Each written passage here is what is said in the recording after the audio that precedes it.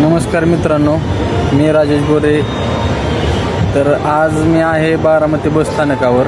तर बारामती बसस्थानकावर असं सहज मी आलो असताना एक लेडीज आणि एक जेंट्स माझ्याकडे आले. आणि लेडीज साधारणतः 50-55 वयाचे असेल आणि जेंट्स 40-45 वयाचा असेल. तर मित्रांनो, त्यांनी आम्हाला पैशाची मागणी केली. कशासाठी? तर त्यांनी आम्हाला सांगितलं की आम्ही कोल्हापूरचे आहोत आणि कोल्हापूरवरून इकडे आला असताना आमची बॅग चोरीला गेली आणि त्याच्यात आमचे सगळे पैसे होते आणि सगळे चोरीला गेले. 3 दिवस झाला आम्ही इथंच हे सगळ्याला पैसे मागतोय, पण कोणी पैसे देत नाही. तर मित्रांनो, आता ते लोक त्या साईडला जाऊन पाठीमागं बसलेत. तिकडं आता दिसत नाहीत, ते पाठीमागच्या साईडला आहेत, ते बारामती बसस्थानक.